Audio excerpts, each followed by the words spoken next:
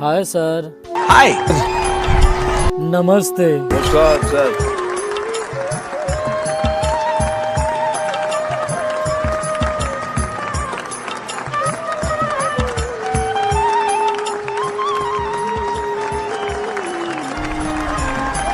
Thank you sir. Thank you sir. क्या नाम है आपका? जी सर, मेरा नाम आकाश कुमार है सर। कहाँ से हैं आप?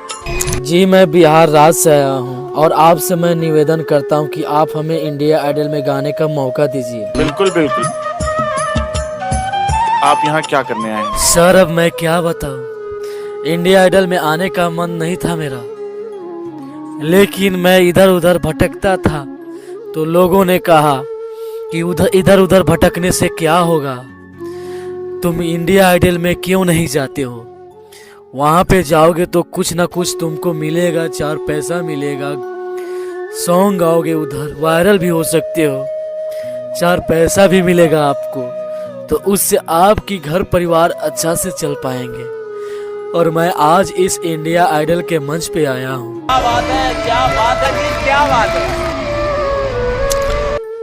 और सर मैं आप सभी को एक बात कहना चाहता हूँ, मैं अंदर से इतना टूट चुका हूँ और इतना गिर चुका हूँ कि मैं गली गली घूमते रहता हूँ, इधर उधर घूमते रहता हूँ, भटकते रहता हूँ और लोगों को के नज़रों में मैं एक ऐसा इंसान बन चुका हूँ कि लोगों ने हमें एक पागल और एक नकारा इंसान समझकर इधर उधर से मार कर बिलगाते रहते हैं, भगाते रहते हैं।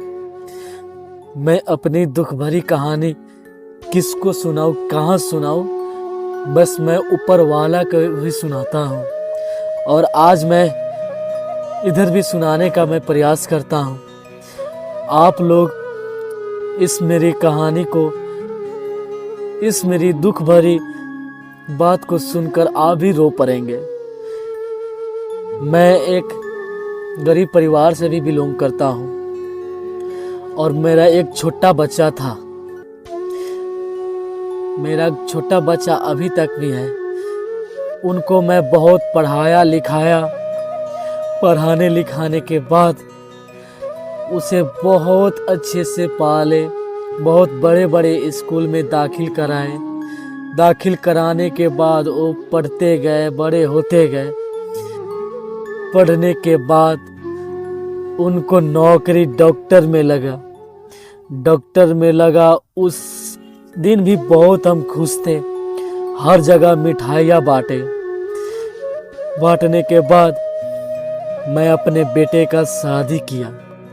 शादी करने के बाद उनकी जो पत्नी आई, बहुत ही बेकार पत्नी आई।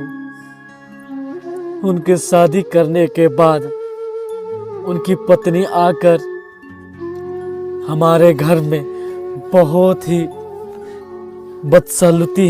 बदसलूकी हमारे साथ करने लगा। उसके बाद मैं भी उसको इग्नोर करते गया। मैंने भी सोचा कि नया उमंग है, नया उम्र है तो ऐसे हो जाती है, और नया नया शादी है तो मैं कुछ नहीं कह पाया। उसके बाद क्या हुआ कि मेरे बेटे को उनकी पत्नी चढ़ाते गए, कुछ भला बुरा हमारे बारे में कहते गए और हमारे बेटे ने हमें खाने भी टाइम से नहीं दिया करते थे और हमें घर से बाहर निकाल दिए। क्या हुआ कि मैं इधर उधर भटकने लगा। भटकते भटकते लोगों के नज़र में मैं पागल हो गया और मेरे बेटे जिन्हें मैं पढ़ाया लिखाया इसी दिन देखने के लिए नहीं, लेकिन हमारा ये दिन आज देखने को मिल रहा है।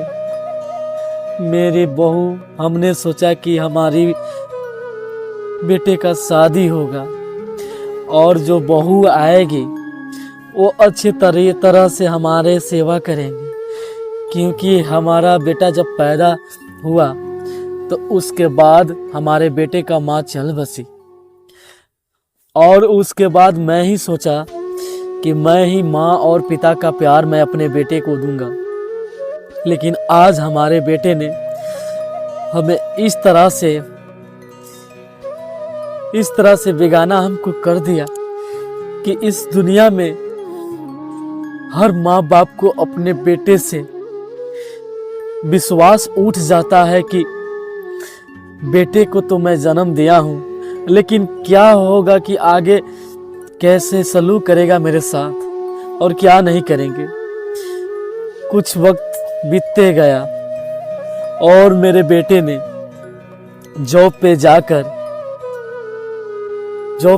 जाने लगा। जाने के बाद मैं और मेरे बहू घर पे रहने लगे। क्या हुआ कि बहू से कुछ खाना मांगे, उन्होंने इनकार कर दिया। लेकिन क्या मैं बताऊं अपना दुख भरी कहानी अगर अड़ोस पड़ोस में भी बताऊंगा तो उन्होंने हमें मजाक कर कुछ अलग तरह से सोचेंगे, समझेंगे और कुछ भला बुरा कहेंगे, इसलिए अपने घर के बात कहीं और नहीं कह पाता हूँ। और देखिए, मेरी बहू और मेरे बेटे ने घर से बाहर निकाल दिया। उसके बाद देखिए, मैं आज भटकते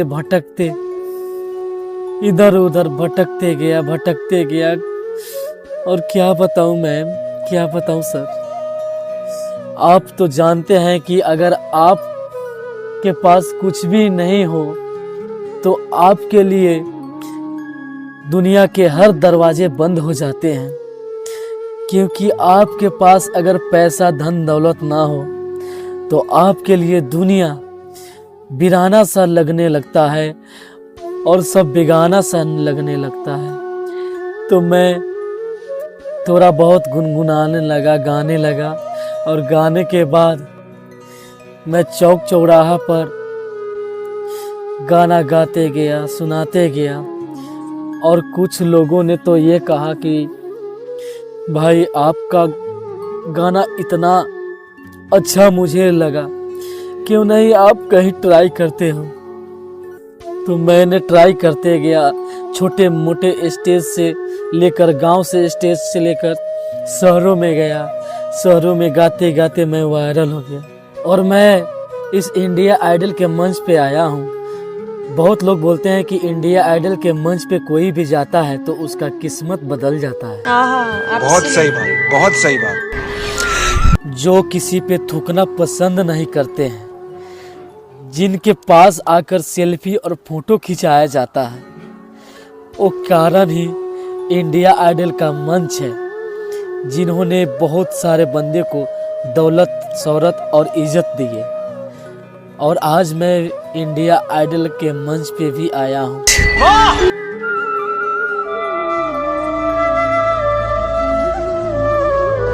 राम रुला दिया तुमने तो।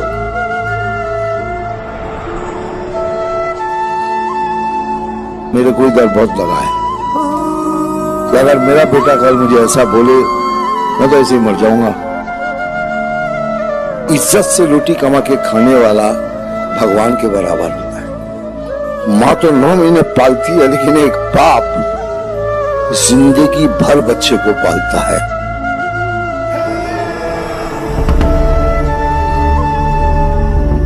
तुम बिहार से आए हो ना, और जो हुनर तुमने दिखाया है, सारे बिहार वालों को बोलता हूँ, अगर गर्व करना है, फख्र करना है, तो आकाश जैसे इंसान पे फख्र करो। साला भीख तो नहीं मांगा, किसी से भीख नहीं मांगी, चोरी नहीं की, डकैती नहीं की, बदनामी नहीं की, किसी के साथ गलत काम नहीं किया। एक हुनर पे खड़ा हुआ, एक हुनरबाज के इस मंच पर।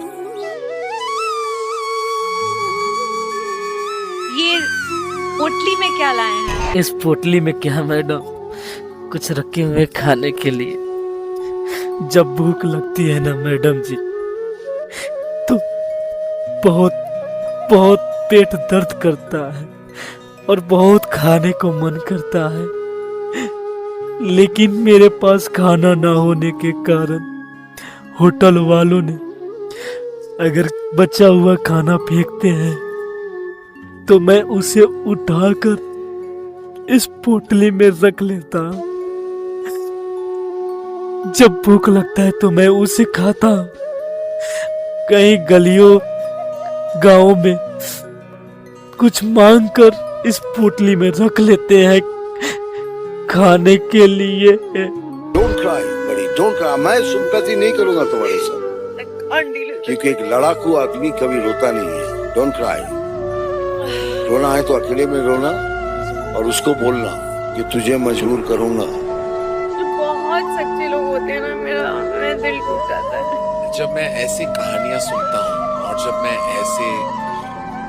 ऐसे परफॉर्मेंसेस देखता हूँ, मुझे ऐसा लगता है कि एक कायनात का एक अपना ही जज सिस्टम है।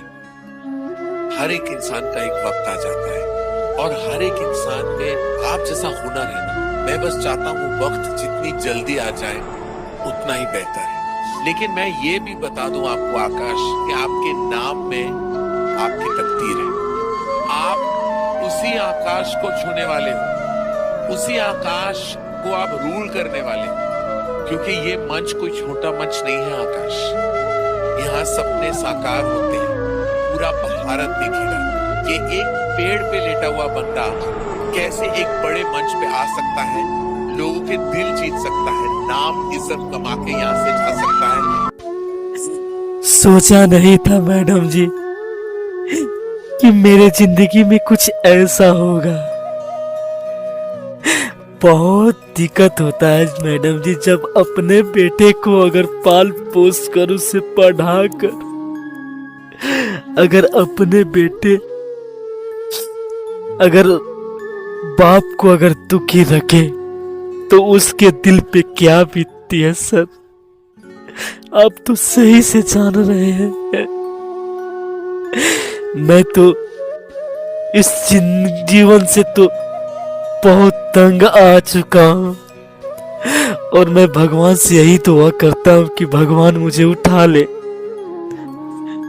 न कि मैं किसी का बोझ बन कर रहूं। भगवान मुझे उठा ले।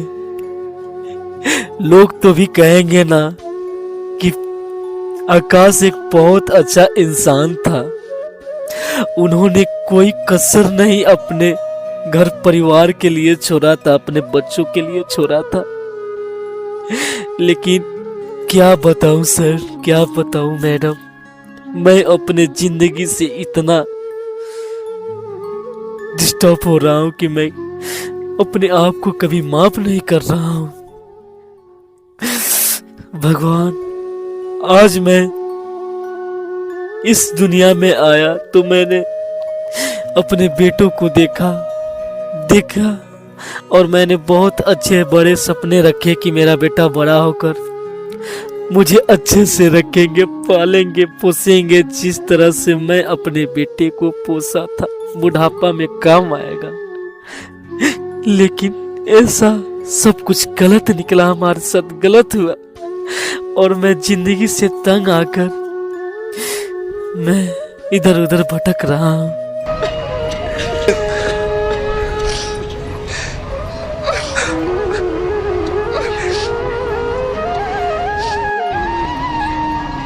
तुमने बहुत सही प्लेटफॉर्म चुना है, बिकॉज इससे बड़ा देश का कोई प्लेटफॉर्म नहीं है। एक कंटेस्टेंट बन के आ रहा हूँ और फिर से वो हिस्ट्री दोबारा क्रिएट कर सकता हूँ। तो हमारा आशीर्वाद, हमारा प्यार तुम्हारे साथ। Thank you sir. तो शब्दों के द्वारा कविता बोलेंगे, गाना गाएंगे, क्या करेंगे? जी सर, मैं गाना अपने स्थिति पे गाना चाहता हूँ और सुनाना चाहता हूँ सभी को। बिल्कुल बिल्कुल। आज मैं ये गाना इस मंच पे सुनाऊंगा। अगर जो भी भाई इस गाना को सुनेगा, आग से उनके आंसू रुकने का नाम ही नहीं लेगा। आज पूरा देश तुम्हें देख रहा है और मुझे पता है कि सबकी दुआएं अभी ना आपके ऊपर है। एवरीबडी सिंग विनीत तू गा दे, विनीत तू गा दे, विनीत तू गा दे।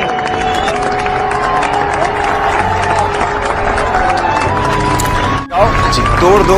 जय माता दी, लेट्स रॉक।